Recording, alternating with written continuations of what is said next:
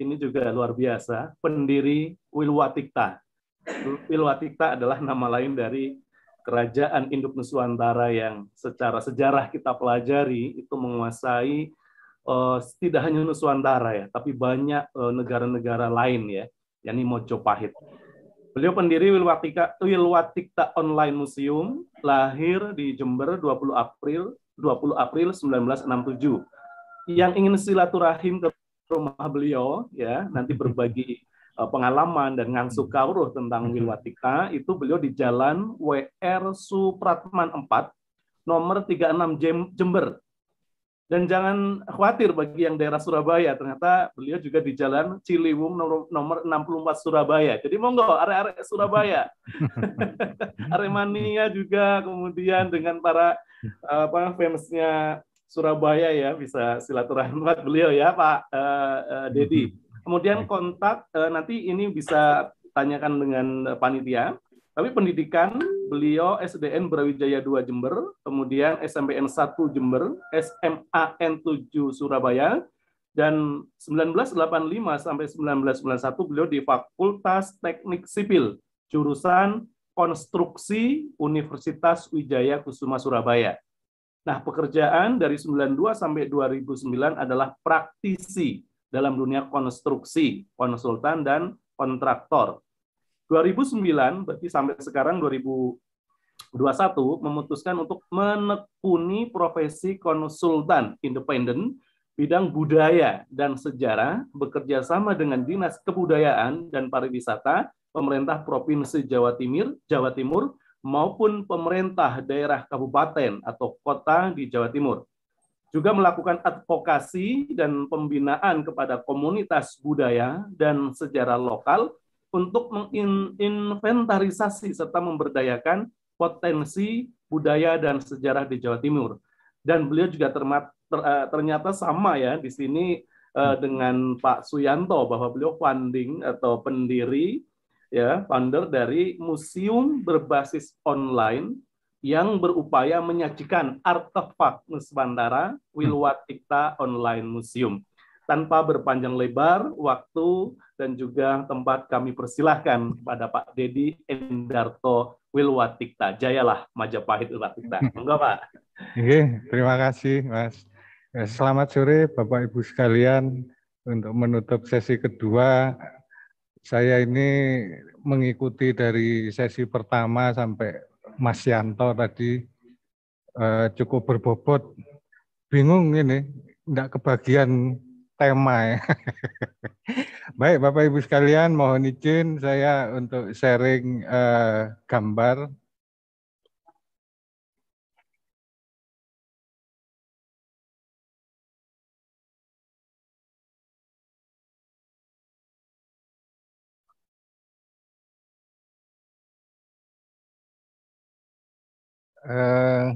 Jadi jejak peradaban Nusantara yang akan saya angkat menjadi tema untuk hari ini, sehubungan dengan adanya tema tentang peradaban masa lalu kita yang hilang. Tadi dari awal rupanya sudah banyak narasumber yang salah jurusan semua, termasuk saya, karena saya adalah dari teknik sipil, tapi sejak berusia 9 tahun saya diperkenalkan oleh keluarga di lingkungan Cagar Budaya Majapahit Trowulan. Dan saat itu kemudian kami belajar tentang Singasari dan Majapahit. Pada intinya saya sebetulnya spesialisasi hanya untuk kerajaan klasik, yaitu Singasari dan Majapahit. Tapi di kemudian hari ketika terlalu banyak berkeliling, saya menganggap semua area Jawa Timur cukup menarik untuk dipelajari. Ini adalah fungsi saya sebagai konsultan, di mana saya adalah second opinion dari pemerintah daerah. Di pemerintah daerah mempunyai ahli arkeolog, sejarawan, antropolog, tetapi para beliau pengambil keputusan dalam hal ini tampak pada foto adalah Gubernur Jawa Timur yang lalu, Pak Soekarwo, meminta saya untuk memberi second opinion mewakili tradisi tentang Gunung Penanggungan sebelum beliau menetapkan kawasan Gunung Penanggungan. Maka saya melakukan second opinion yang pada intinya meminta kepada Pemda untuk melindungi kawasan Gunung Penanggungan karena di atas gunung tersebut ada 167 situs. Jadi situs terbanyak dalam satu lokasi se-Indonesia. Akhirnya keluarlah perlindungannya. Di lain sisi saya berfungsi menghubungkan pemerintah pusat. Di sini ada Pak Hilmat Farid selaku Dirjen Kebudayaan ketika melakukan harmonisasi kebijakan mengenai cagar budaya tentunya dengan pemerintah daerah. Sedangkan poin pengabdian saya terjadi ketika saat Trowulan. Saat itu ada upaya industrialisasi, sehingga kami harus membela mati-matian kawasan reservasi itu, dan saya harus berhadapan dengan pengusaha, sehingga dikriminal dan harus bersidang karena Undang-Undang ITE, pencemaran nama baik, 1,5 tahun saya bersidang untuk membela Majapahit, begitu. Akhirnya saya dibebaskan karena memang saya membela kepentingan umum dan itu mendapat respon dari pemerintah pusat ataupun Gubernur Jawa Timur. Fungsi lain ini sebetulnya tidak jauh beda dengan apa yang saya lakukan untuk Landep Agung, yaitu museum milik Mas Yanto, karena ada fungsi di mana saya harus melakukan advokasi kepada kepala daerah dan kabupaten dan kota agar mereka memiliki museum sendiri. Sebab selama ini kalau di Jawa Timur, apabila ditemukan artefak itu harus dikirim ke Museum Trowulan milik BPCB atau ke Museum Negeri Empu Tantular milik provinsi.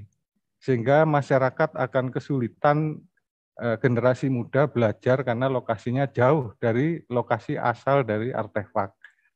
Maka kami merangsang kepala daerah agar memiliki sendiri museum daerah dengan segala konsekuensinya, yaitu pembiayaan oleh APBD ataupun SDM-nya yang akan kami bina lewat pemerintah Provinsi Jawa Timur.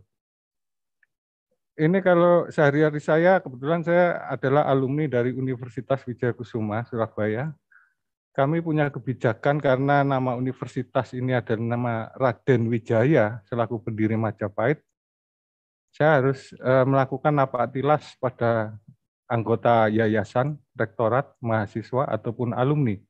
Setiap tahun kami membawa 1.200 orang untuk melakukan di 3 lokasi, Trowulan, Blitar, dan Surabaya. Dan itu sudah kami lakukan 10 atau 11 tahun. Berarti ada 11.000 anak didik kami yang suatu saat kami harapkan berapapun ongkos yang kami keluarkan untuk mendidik mereka, intinya suatu saat kami berharap akan lahir salah satu atau banyaklah kesatria dari apa yang sudah kami didik atas mereka. Tahun 2009 kami mendirikan museum online bernama Wilwatikta Online Museum. 2009 itu begini ceritanya, saya mimpi secara spiritual, karena sejak kecil saya ada di Trowulan, saya disuruh melacak tentang kebangkitan Nusantara, begitu cerita.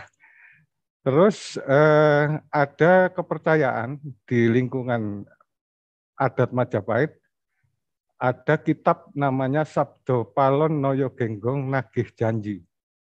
Di situ diceritakan setelah 500 tahun Majapahit runtuh, maka akan bangkitlah Nusantara. Yang bangkit Nusantara loh ya, bukan Majapahit. Akan bangkitlah Nusantara. Maka saya kemudian mencari tanda-tandanya. Kalau di Majapahit terjadi 2 kali keruntuhan, satu ialah keruntuhan di Trowulan yaitu tahun 1478. Kalau ditambah 500 tahun, itu artinya adalah 1978. Kami melakukan persiapan di sana, di Jawa Timur. Banyak orang membeli tanah di sana dengan harapan kalau memang terjadi kebangkitan, mereka sudah menguasai infrastrukturnya. Akan tetapi tidak terjadi apa-apa di 1978. Maka kami memakai teori yang kedua. Setelah keruntuhan di Trowulan, ibu kota Majapahit dipindah ke Dahanapura, yaitu Kediri, pada tahun 1478 itu, dan melahirkan 2 orang raja. Kalau yang runtuh di Trowulan adalah Brawijaya kelima, menurut cerita legenda, di Kediri itu lahir 2 orang raja. Brawijaya pamungkasnya adalah Brawijaya yang ke-7, itu tahun 1527 diserang oleh Sultan Trenggono dari Demak, baru runtuh totallah Majapahit. Apabila kita berpedoman 1527 ditambah 500 tahun, maka era kebangkitan itu adalah tahun 2027. Maka saya yang dianggap mungkin oleh leluhur bisa menyediakan karpet merahnya, maka saya diminta mencari pataka inti dari Majapahit. Itu digambar sebelah kanan bawah, yang ada jumlahnya 10 itu disuruh cari. Saya tidak dibekali gambarnya, saya hanya dikabari sastranya. Sastranya itu bilang gini, penguasa laut adalah Sang Hyang Baruna, bentuknya naga, panjinya 2. Gimana nyarinya? Ya kita carilah di Eropa, ubek-ubek tidak ketemu. Akhirnya kita menemukan pusaka-pusaka itu, anehnya 6 itu berada di Amerika, di Met Museum Amerika. Berhasil kita temukan. 3 di Museum Nasional kita, dan 1 masih dalam rengkuh keluarga saya, keluarga besar Majapahit. Jadi 10 elemen utama itu bisa kita temukan. Itu adalah tombak pataka yang di bawahnya dikibarkan panji kebesaran lembaga-lembaga Majapahit. Jadi kalau sekarang itu ada MPR, DPR, Mahkamah Agung, ya seperti itu. Dulu kita punya 10 lembaga tinggi negara itu patakannya itu. Selain saya melakukan pelacaan pada artefak pataka itu, ternyata ketika proses pencarian saya menemukan banyak sekali, Mas, artefak-artefak Majapahit ataupun milik Nusantara yang akhirnya mau tidak mau saya kumpulkan. Sebab sayang, dan bahkan saya disomasi beberapa kali oleh museum asing karena dianggap menyebarluaskan tanpa seizin mereka. Tapi oleh pemerintah pusat ataupun pemerintah provinsi saya dibilang itu sudah diteruskan aja kalau masalahnya hukum. Karena kalau memang mereka nggak punya hak yang sah untuk memiliki itu, kita bisa merepatriasi, mengambil balik, gitu. Jadi maka kami mengumpulkan. Terus data-data ini kan cukup sayang apabila saya simpan di hard disk komputer saya. Maka sejak 2009 itu kami mengumpulkannya menjadi secara online, museum secara online. Kami juga melakukan pameran, ya karena kita sifatnya data digital, maka penerbitannya hanya poster-poster yang kami tampilkan di event-event kebudayaan ataupun Majapahit Travel Fair. Yang paling membanggakan bagi kami, di gambar kiri bawah, ini adalah ada 2 orang anak. Tanpa ada yang nyuruh, orang tuanya enggak nyuruh, saya juga enggak nyuruh. Dia cukup tertarik ternyata pada kebudayaan asli Nusantara. Apabila itu disajikan dengan baik, apabila itu diberi informasi yang cukup masuk akal dan mereka mempelajarinya secara naluri keingintahuan. Yang tengah adalah istri dari pahlawan besar kita, Bung Tomo. Kebetulan beliau juga mempunyai yayasan Suryo Mojopahit dan meminta saya untuk menjadi bagian dari penyusun sejarahnya. Ini adalah artefak-artefak yang saya temukan di museum asing, Bapak Ibu sekalian. Ini hanya berapa? 1, 2, 3, 4, 5. Ada 5 album, judul album. Di dalam album itu ada ratusan artefak, padahal albumnya itu ada 32 jenis item. Jadi Bapak Ibu sekalian bisa melihat betapa tingginya peradaban kita.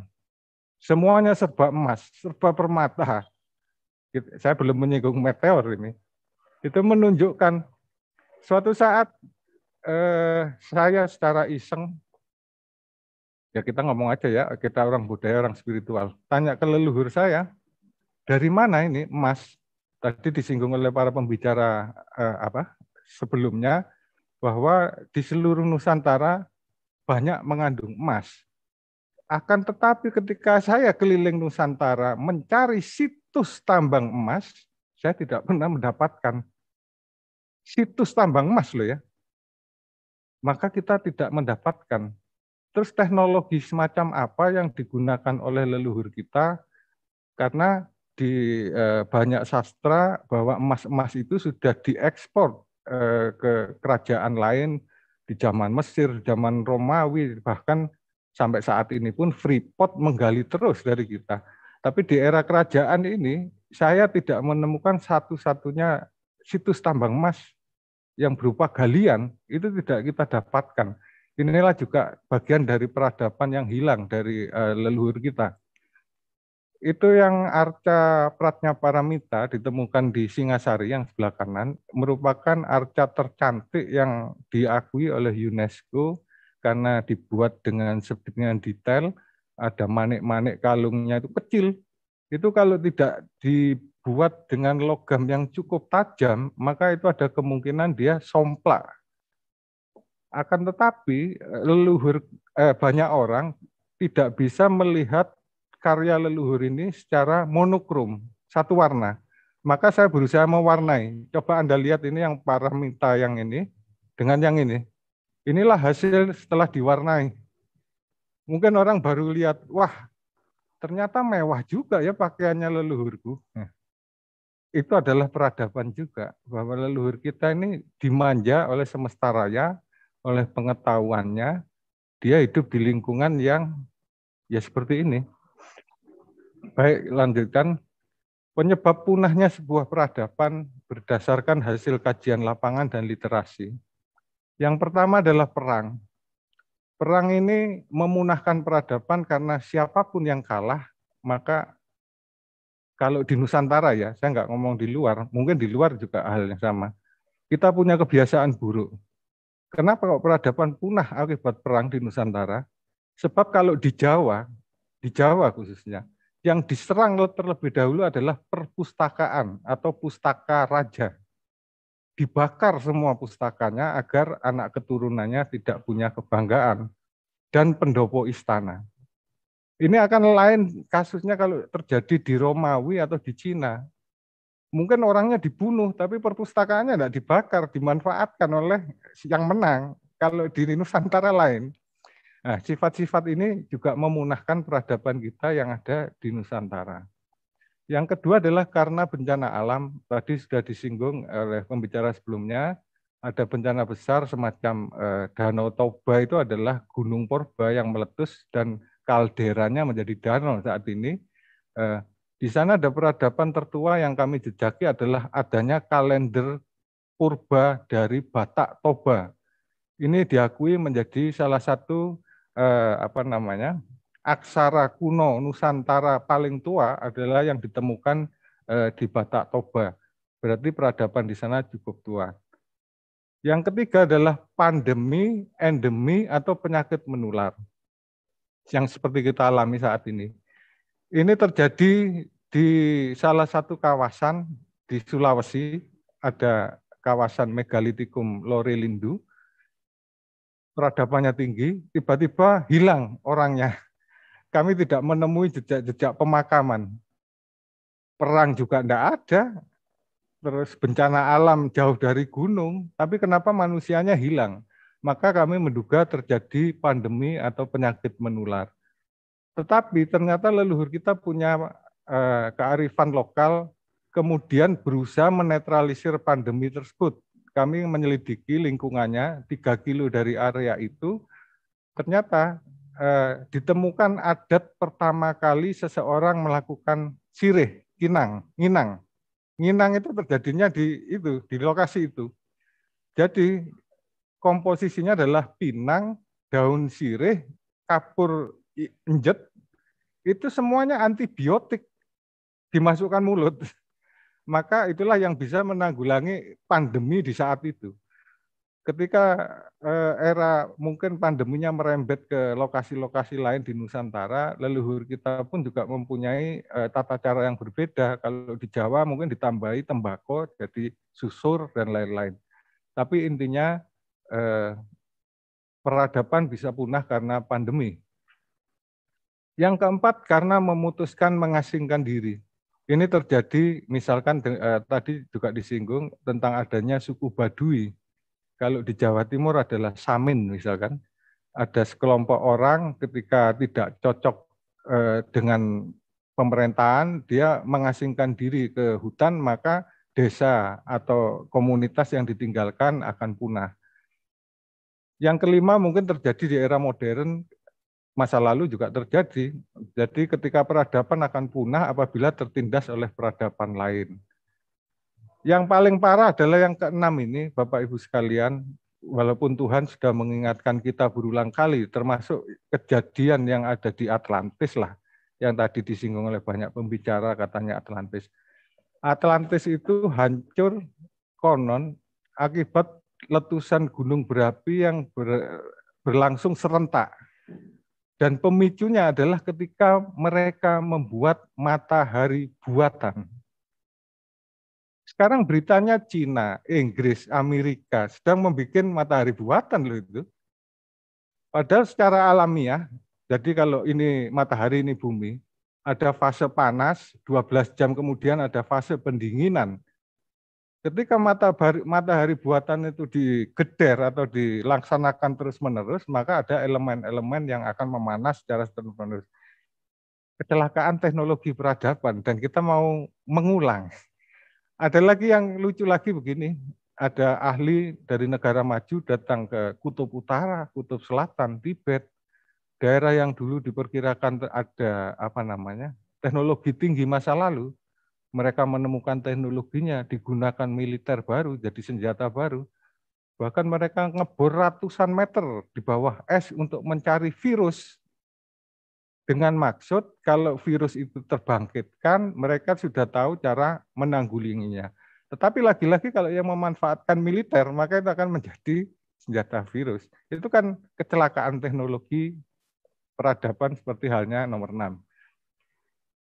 Unsur pokok peradaban adalah wilayah, komunitas, ilmu pengetahuan, agama, keyakinan. Tentunya tadi sudah disinggung, saya tidak cerita panjang lebar. Seberapa superior peradaban yang pernah ada di Nusantara? Sangat superior, karena menurut catatan dari kebudayaan asing, bukan kita yang nyatat, kebudayaan asing mencatat bahwa mumifikasi di Mesir sana menggunakan kapur barus dari Barus, Sumatera, dan cengkeh. Rempah masuk ke Romawi. Ketika kuil Daud, yang tadi kita cerita antara Daud dan Sulaiman, ini diceritakan Gus Dur kan yang cerita waktu itu jadi presiden, ngobrol-ngobrol sama pimpinan rabi di Israel, bahwa ketika kuil Daud diresmikan, menggunakan kemenyan terbaik yang datangnya tadi disinggung dari Pun itu adalah Sumatera Selatan, dan Jawa. Itu adalah kemenyan terbaik di dunia saat itu. Dan pendeta yang mensucikan datang dari Jawa. Itulah ajarannya kenapa dinamakan Yahweh. Yang nyata peradaban lain, bukan peradaban kita. Itulah salah satu superioritas kita di masa lalu. Karena apa? Mungkin orangnya pinter. Mungkin memang flora fauna kita sebagai hasil tambang dan lain-lain ini mendominasi perdagangan saat itu. Dan jangan lupa, kenapa kok kita dijajah kolonial selama 350 tahun? Itu karena di Eropa terjadi namanya pandemi flu Spanyol, dan yang menyembuhkan itu adalah rempah-rempah Nusantara. Itulah sebabnya kenapa harga rempah lebih mahal dari emas, dan kita dicari waktu itu. Sehingga ada ekspedisi mencari rempah dan lain-lain. Bukan hanya untuk penyedap makanan, dia adalah bagian dari obat waktu itu. Jangan-jangan pandemi saat ini pun kalau kita mau kreatif, ya digunakanlah rempah Nusantara itu. Saya lanjut ya. Ini adalah bukti Kalau Anda tanya peradaban apa, ini di dekat rumah kami di Jember, pemerintah Provinsi Jawa Timur menetapkan kawasan megalitikum Bondowoso atau lebih dikenal sebagai kawasan megalitikum Pegunungan Hyang. Pegunungan Hyang adalah pegunungan yang paling disucikan di tanah Jawa di era purba.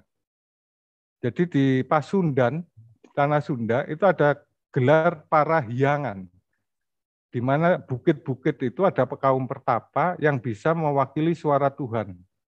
Maka sekumpulan dewan dari pertapa-pertapa itu disebut para hyangan. Akan tetapi di sini tidak. Di sini Pegunungan Argopuro, Pegunungan Ijen, dan Pegunungan Raung disebut Pegunungan Hyang. Di sinilah adalah lokasi gunung tempat memuja. Namanya saja Argopuro. Argo itu gunung, Puro itu adalah tempat memuja, yang dipuja siapa? Hyang. Bahkan konotasi dalam semua peribadatan setelah proses monoteisme purba, kata-kata ini selalu terbawa, ayo sembah Hyang. Walaupun orang Islam mengenalkan sholat misalkan, tapi ada sebagian yang sembah Hyang. Maka lokasi ini sesungguhnya adalah peradaban purba, Bapak Ibu sekalian.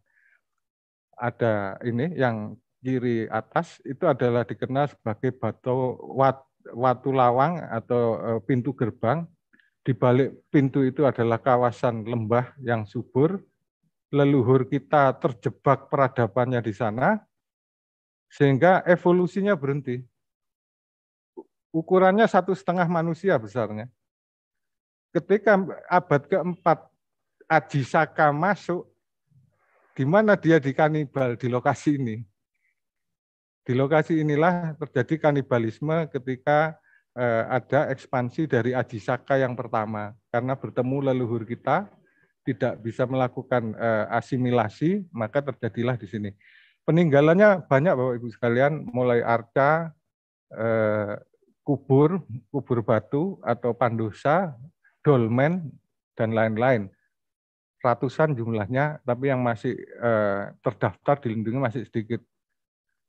Khusus mengenai batu pintu ini dan batu yang ada langitnya sebelah kanan bawah, ini banyak orang yang menyangka yang tidak paham.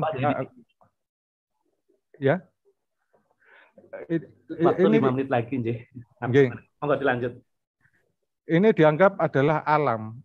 Akan tetapi apabila Anda datang dan melihat bahwa batu ini ditumpuk dari 2 lapis batu yang berbeda. Dan ini seragam. Dan tentu itu tidak bisa alam melakukan itu. Ini ada Gunung Padang, tadi diulas juga. Ini adalah salah satu bukti peradaban. Usianya tua. Ini Lorelindu yang tadi saya bilang tadi terkena pandemi.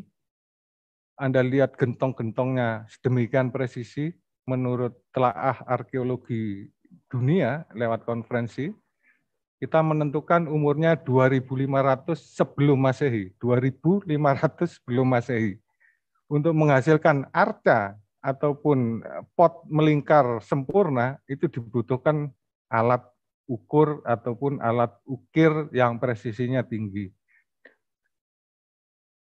Berikutnya adalah lembah Pasema, Liang Lahat, dan Pagar Alam.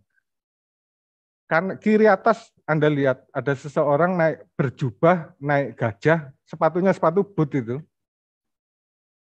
Ini peradaban Batak purba, Pak. Terus gimana kita mau jelaskan? Apakah ada teman-teman BPCB bisa melakukan jejak waktu yang pasti? Ini bekas kerajaan apa? Belum ada, Pak.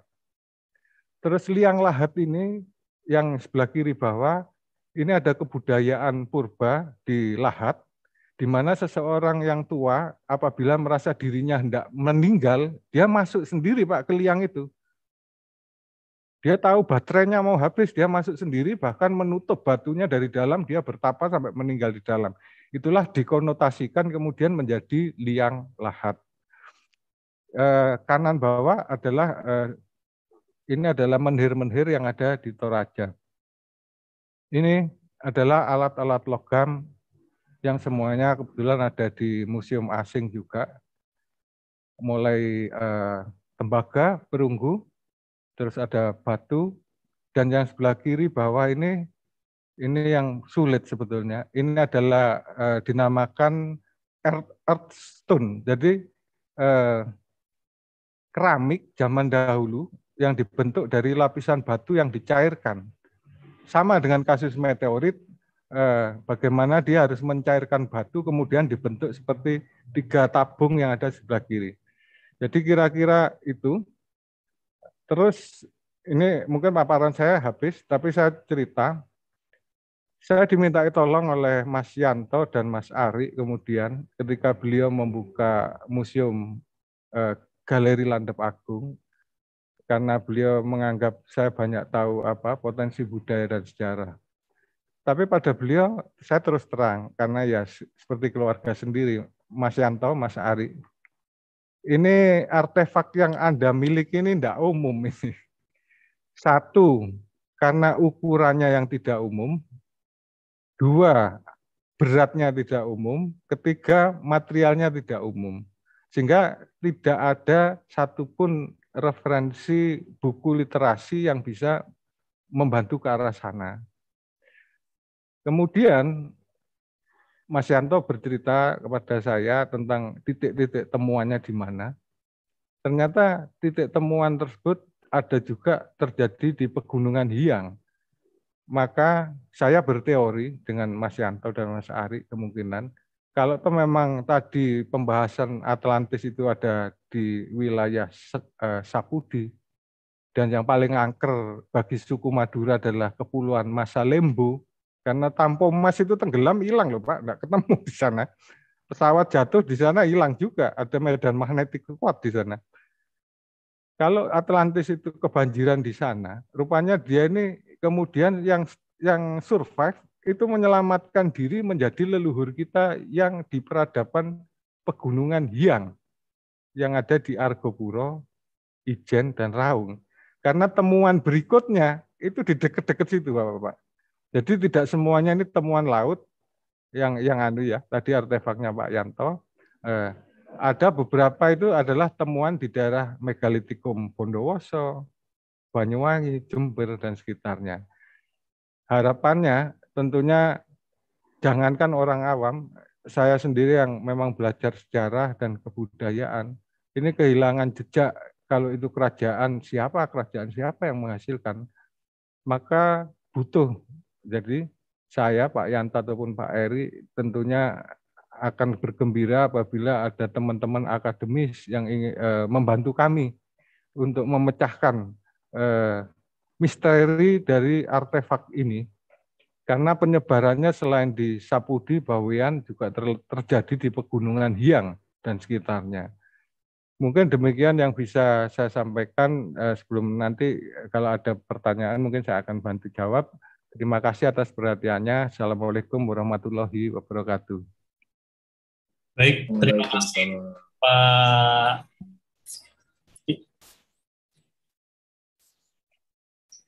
Pak Dedi. Iya. Maaf, ada jeda sinyal tadi. Terima kasih atas paparannya. Memang pada sore hari ini peserta dari berbagai negara, ada yang dari Malaysia, kemudian ada yang dari Hong Kong, ada yang dari Australia, dari berbagai kota juga, dari Medan, Jakarta, Lampung, Bengkulu, Jogja, Jember, dan sekitarnya.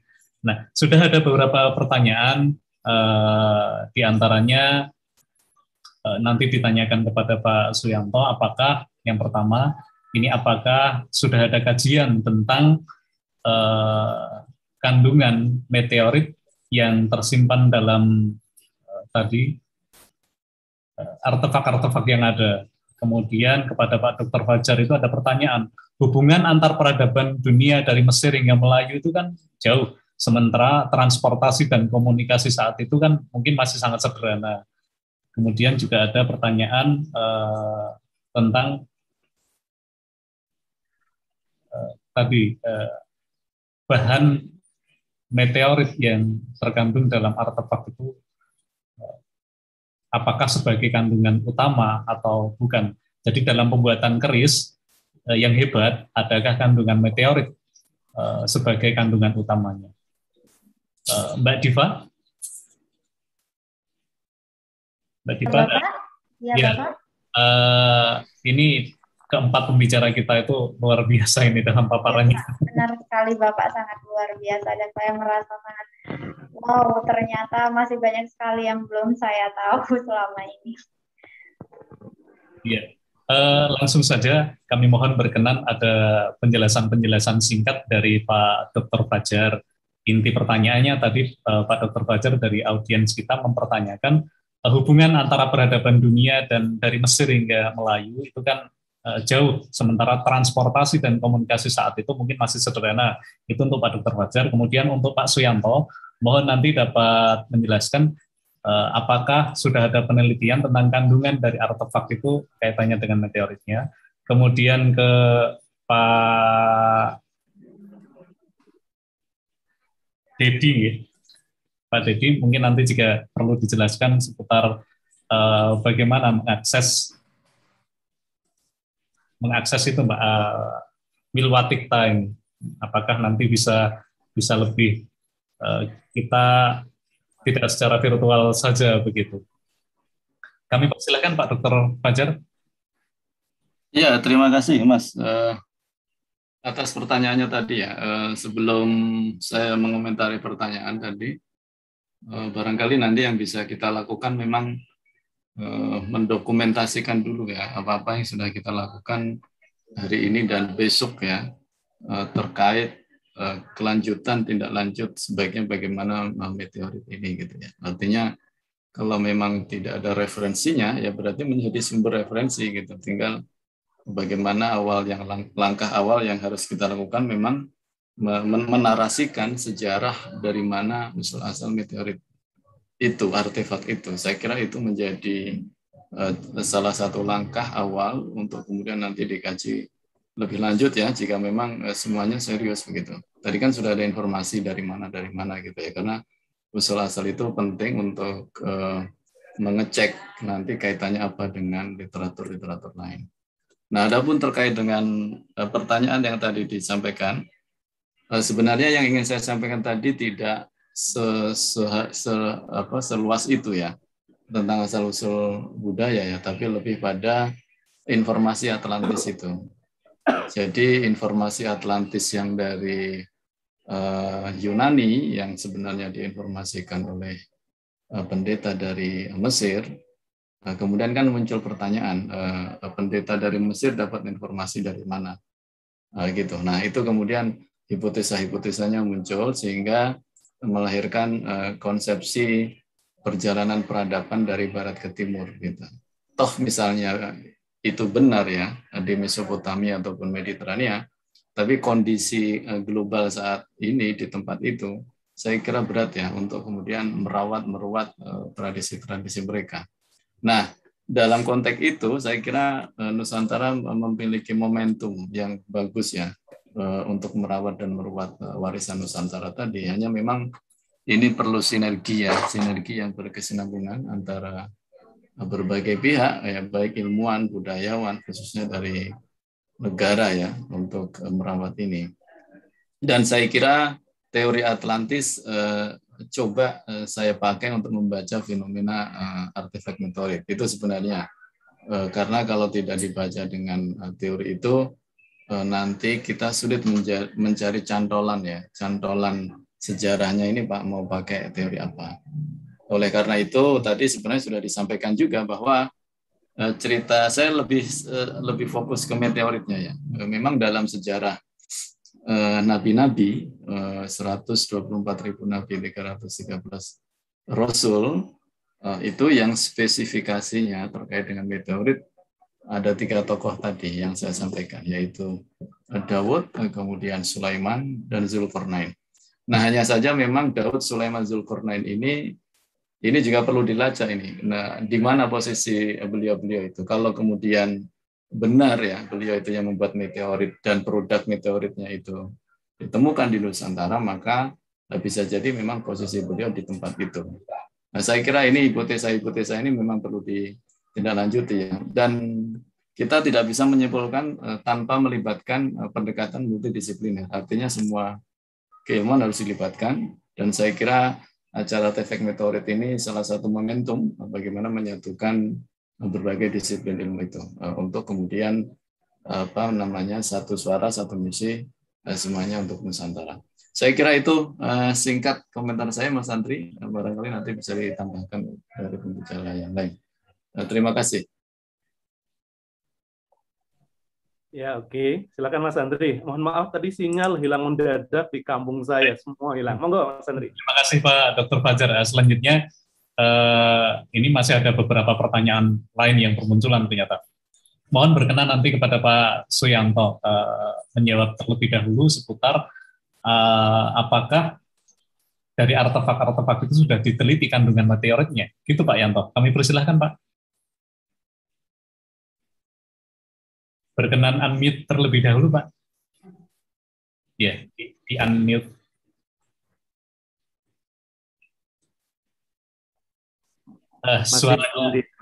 Mic-nya mati, Pak. Ya, suaranya belum dimunculkan. Ya, sudah. Ya, sudah. Mati lagi. Iya. Silahkan, Pak. Ya. Baik. Pernah kita mengirim artefak kita ke Badan Tenaga Nuklir di Serpong untuk dicoba, ya, kita minta bantuan untuk dicoba dievaluasi, dianalisa, ya kan. Tapi terkait dengan sarana yang belum memadai, sehingga diperlukan sarana yang lebih lebih mutakhir, dan itu hanya dimiliki di beberapa negara aja di dunia, ya. Dan sebelumnya kita juga sebenarnya sudah memulai untuk mencoba untuk bekerja sama dengan teman-teman dari Jepang, dan mereka juga beberapa sudah datang ke Jakarta. Cuman permasalahannya dengan adanya COVID ini menjadi tertunda untuk mencari sponsor karena diperlukan dana yang tidak sedikit untuk penelitiannya itu, untuk tahu kandungan sekaligus juga carbon dating-nya. Tapi kalau temuannya sendiri itu sudah jelas bahwa itu temuan Nusantara, karena itu nampak banget dari bentuk pusaka yang ditemukan, misalnya itu ciri khas kujang yang sudah jelas tidak dimiliki oleh negara lain. Terus ciri khas berbentuk mahkota yang mirip dengan mahkota Mengotawayang, itu pun juga tidak dimiliki oleh negara lain. Artinya bahwa artefak tersebut dibuat oleh leluhur kita yang ada di Nusantara, itu sudah jelas. Tinggal dilakukannya pameran sekaligus webinar kali ini memang tujuannya untuk melangkah lebih jauh, untuk berharap akan banyak peneliti-peneliti baik dari dalam negeri maupun juga dari luar yang bekerja sama untuk meneliti tentang keberadaan artefak-artefak yang ditemukan ini. Saya kira itu jawaban kita sementara. Jadi kita mesti menunggu hasil kajiannya nanti. Saya kira itu. Boleh nambahin dikit, Mas Andri. Iya. Jadi kalau di dunia cagar budaya itu memang dikenal satu tes DNA kalau itu memang makhluk biologis. Kemudian ada tes karbon, itu juga yang sifatnya biologis. Dan yang terberat biayanya itu adalah uji nuklir. Jadi reaktor, kenapa tadi Pak Yanto menyampaikan di Batan. Bahkan di Batan pun ini untuk menguji yang namanya meteorit, untuk diketahui secara detailnya, mereka kesulitan. Kalau hanya dalam bentuk material metalurgi yang lain mungkin bisa. Tapi meteorit ini ketika jatuh dari ruang angkasa, ini kan macam-macam, Mas. Kalau memang meteoritnya itu kandungan iron oxide meteoritnya tinggi, mungkin bisa dipatahkan. Tapi kalau logam lain, nah ini yang masalah. Berarti kan tidak ada di rumus kimia. Terus dia mau nyocokkan sama apa? Itu maksudnya gitu.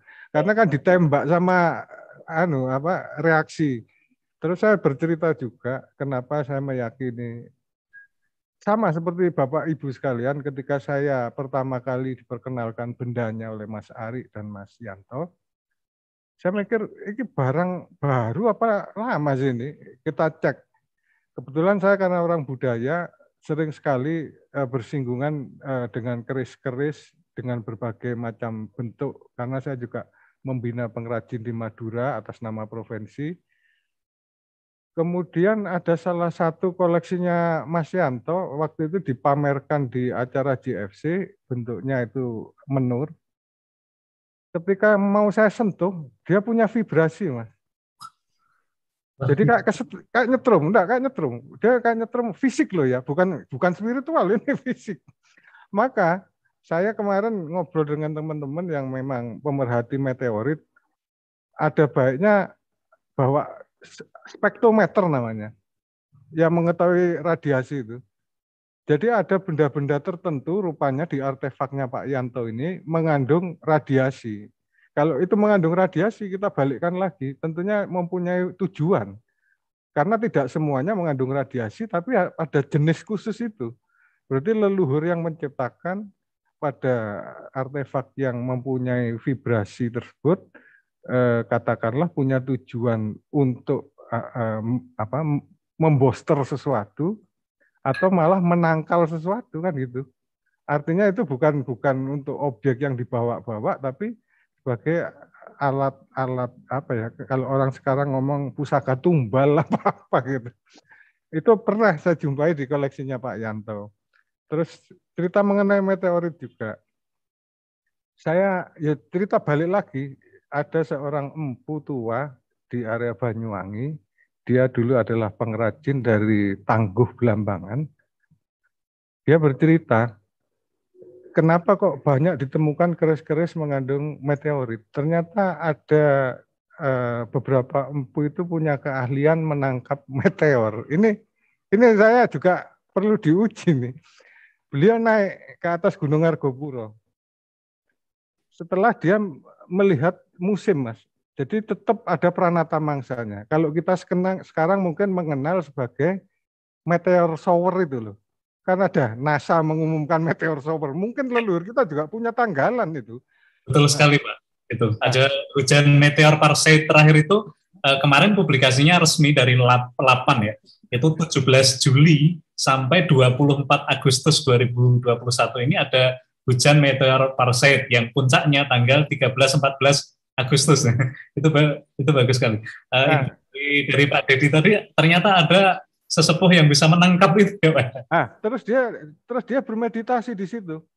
Ketika dia meditasi di situ, dalam logika saya, ketika meteor jatuh, itu kan terbakar di atmosfer. Bahkan banyak kasus kalau Anda Google, itu paling besar mungkin 100-200 gram yang memang terbakar. Tetapi beliau rupanya mampu membuat lorong spiritual yang mengamankan material itu jatuh, dan jatuhnya tidak jauh-jauh dari beliau itu. Itulah alasan kenapa saya menemui mandau di Kalimantan, berbahan meteor. Batik di Bugis, meteor. Pedang Nias di Nias, meteor. Terus apakah terjadi kekhususan? Ternyata tidak. Ada suatu era di Nusantara ini punya peradaban meteor gitu. Cuman, sekali lagi cuman yang dipamerkan oleh Landep Agung galerinya Pak Yanto ini kebetulan yang ditemukan di area Jawa Timur. Saya pikir semua area punya potensi artefak meteorit begitu. Dan ini yang harus kita gali, bukan semuanya kemudian harus mengagung-agungkan peradaban kami di Jawa Timur, enggak. Karena waktu saya keliling itu saya temukan juga mandau meteorit, badik meteorit, pedang Nias meteorit. Jadi kayaknya ini umum ini, cuman kenapa kok punah? Ya itu yang harus kita pertanyakan. Terima kasih masukan dari saya. Mungkin sedikit tambahan ini kita akan dengarkan dari Kepala Pusat Batan. Silakan Mas Wisnu. Wabarakatuh. Selamat sore, rahayu buat semuanya. Pertama saya ingin mengucapkan terima kasih atas kesempatan ini, mengucapkan selamat kepada Pak Arix atas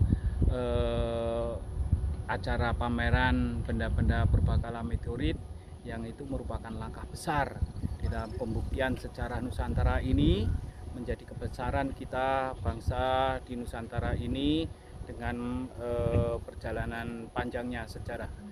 Dan semoga sukses terus kepada Pak Arix ke depan, dan saya dari BRIN Batan akan memberikan dukungan yang penuh kepada kegiatan ini. Terima kasih, salam dan rahayu. Baik, mungkin sedikit tambahan. Menurut Pak Yusi, ini adalah Kepala Pusat Pengembangan Industri Strategis Nuklir Batan. Jadi beliau menyampaikan bahwa teknologi nuklir yang mereka miliki itu untuk logam itu maksimal hanya bisa mengenal angka sampai dengan hanya 100 tahun saja. Jadi itu mengakibatkan artefak-artefak yang ada di bumi kita itu belum bisa dilakukan penelitian di dalam negeri. Memang harus dilakukan di luar negeri. Dan tadi juga alhamdulillah dengan adanya event ini, Profesor Nurul tadi juga sempat ada dialog dengan Sakura yang menyampaikan salam dari Profesor Nobu ya, Takahashi dari Kyoto University, yang tentunya akan menjadi lebih mudah karena beliau tinggal kurang lebih 14 tahun lebih di Jepang, ambil S2 S3-nya, itu yang mengakibatkan beliau bahasa Jepangnya juga sangat lancar sekali. Artinya apa buat teman-teman semua? Kami sebenarnya sudah berusaha maksimal untuk bagaimana mengungkap teknologi ini, tapi sempat ngobrol dengan Dr. Nurul, memang tadi dari pertanyaannya Dr. Fajar, mungkin sedikit saya jawab, Dr. Memang ini tetap tidak bisa langsung batu meteoritnya yang diukir, tidak bisa. Tetap harus yang melalui hadid dan kits tadi. Jadi tetap harus dilebur dulu, dan itulah yang mengapa terjadi lapisan-lapisan yang sedemikian rupa. Dan kemarin juga di Amerika sudah dilakukan penelitian, kalau meteorit dipaksa, dipanaskan saja kemudian ditempa, itu pun ternyata juga tidak bisa. Dia harus dicampur dengan unsur logam yang ada juga di bumi. Itulah kenapa perpaduan antara angkasa dan buminya itu tetap ada. Dan teknologi leluhur kita yang dikatakan bisa memanaskan sampai 1000 derajat pada masa lalu, itulah yang masih menjadi misteri. Dan mudah-mudahan nanti para peneliti kita saat bergabung dengan dunia luar nanti bisa menghasilkan. Tadi juga teman saya dari Amerika Serikat juga sebenarnya sudah sempat mengikuti ini, walaupun sebentar. Dia bilang nanti akan mengikuti dari YouTube. Ada kemungkinan juga kita akan berkolaborasi dengan mereka juga untuk penelitian berikutnya. Itu mungkin sedikit tambahannya ya, artinya bahwa kita memang sangat serius untuk mengungkap misteri ini. Terima kasih. Baik, terima kasih Pak Arix. Sebelum kita kembalikan ke Mbak Diva, nanti saya sampaikan ke Pak Mahfud terlebih dahulu. Saya ingin menyapa beberapa panelis yang juga berhadir menyaksikan ini secara online ya, menyampaikan pertanyaan-pertanyaan, namun mohon maaf karena keterbatasan waktu, jadi masih banyak pertanyaan ini yang di kolom chat belum bisa jawab. Saya ucapkan terima kasih kepada Pak Abdullah Sulaiman di Malaysia, Pak Abdul Khalik di Jakarta, kemudian Mbak Desi Kristanti di Jember, Pak Yusafat Enduro, Pak Kunta dari Surakarta, dan Bu Listi dari Hong Kong. Saya mohon maaf ada beberapa pertanyaan yang belum dapat dibahas di tempat ini. Nanti bisa kita bicarakan lagi, kita bahas lagi di forum yang akan datang. Baik, begitu saya kembalikan ke Pak Mahfud karena waktu. Sebentar Mas, sebelum dikembalikan saya lihat di sini masih ada Mas Rahmat loh. Mas Rahmat kan salah satu juga pembicara ya, tapi belum dimasukkan di room sini. Tidak open kamera sehingga tidak bisa saya spotlight. Oh, tapi bisa nyapa sebentar Mas Rahmat. Halo Mas Rahmat. Baik, kalau memang belum bisa, berarti saya kembalikan. Ya, bentar. Siap. Ya, mohon berkenan open kamera Mas Rahmat Yudiantoko karena tadi Bentar. Ini soalnya kamera. Pakai. Oh iya, baik. Tadi saya spotlight, namun mungkin rasanya belum lengkap ini karena kita di sini juga ada sesi komunikasi. Itu Mas, monggo di spotlight Mas. Beliau sudah buka kamera Mas Andi. Mas Ahmad sudah buka, monggo di spotlight dulu biar gabung di kita. Ya, sampun. Sudah nuwun. Mungkin sedikit saja yang agak mengganjal pertanyaan saya nih karena mewakili teman-teman yang lain. Karena justru saya itu termasuk mendapatkan titah melanjutkan perjuangan meteorit ini dari beliau nih, dari Mas Rahmat ini. Saya malah tidak khusus ini. Saya tidak akan lupa peristiwa sekitar 5 tahun yang lalu dengan Rahmat ya. Tapi kemudian rupanya beliau sudah melanjutkan di dunia yang lain ya. Dalam artian betul-betul dengan dunia meteoritnya sudah tidak. Karena justru saya mendapatkan hadiah dari beliau itu berupa gada meteorit. Dan itu juga menjadi penyemangat saya. Mungkin ada sedikit pesan saja lah yang bisa disampaikan oleh Mas Rahmat. Karena memang perjuangan ini panjenengan dulu yang ngasih petunjuk Mas. Silakan. Jadi intinya pada saat awal ketemu dengan Mas Hari, saya sangat respect sekali. Itu pusaka yang benar-benar kita dapatkan dari perjalanan panjang di Gunung Arjuna itu, Pak. Di Gunung Arjuna di Padepokan Biasa. Jadi saya mendapatkan pusaka itu, terus pusaka itu amanah yang memang harus saya pegang. Terus kok ada petunjuk, ini memang harus saya serahkan ke Mas Hari. Akhirnya saya serahkan ke Mas Hari. Nah, sebetulnya itu titik baliknya Mas Hari. Titik balik pada saat saya menyerahkan pusaka meteorit itu, saya benar-benar sudah meninggalkan dunia yang berkaitan dengan ini, dengan artefak. Jadi saya mulai masuk ke pengetahuan kapitayan yang berkaitan dengan well style. Dengan well style berkaitan dengan teknologi cara berpikir tadi. Jadi saya mendapat amanah tugas saat itu adalah memajukan bangsa ini dengan merubah cara berpikir bangsa ini supaya bisa lebih bertumbuh. Nah, untuk amanah melanjutkan kisah perjalanan meteorit, saya amanahkan langsung kepada yang sudah diberi amanah oleh semesta ya. Ditinggal Melayu Mas Ari. Iya. Tidak. Saya tetap menghubungi lagi kok. Saya tetap menghubungi lagi karena memang sebetulnya kita tidak bisa lepas. Orang selalu berpikir, oh iya ada peninggalan, ada jejak sejarah. Tapi ingat loh, kita punya cara berpikir teknologi, cara berpikir yang luar biasa bangsa kita. Yang benar-benar membuat kita bertumbuh maju luar biasa, bukan peninggalannya. Bukan peninggalan sejarahnya, jadi peninggalan cara berpikirnya. Sejarah, benda-benda menunjukkan bahwa kita luar biasa.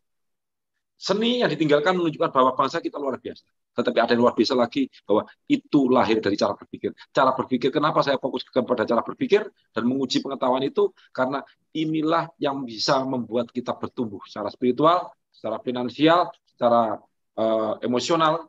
Itu kita akan bertumbuh luar biasa. Banyak rahasia-rahasia dari cara berpikir Nusantara yang suatu saat nanti saya ingin bedah. Hari ini mohon maaf, saya memang nggak bisa all out karena keluarga di rumah lagi kena COVID. Jadi ini istri saya mama saya ngumpul 4 orang. Iya. Jadi semangatnya nggak bisa keluar semua nyantol di sini. Iya. Tapi luar biasa masih tetap memberikan supportnya buat kita. Terima kasih banyak Mas Rahmat. Dengan senang hati. Mohon doanya. Terima kasih. Semoga cepat sehat kembali. Sehat, Mas. Baik.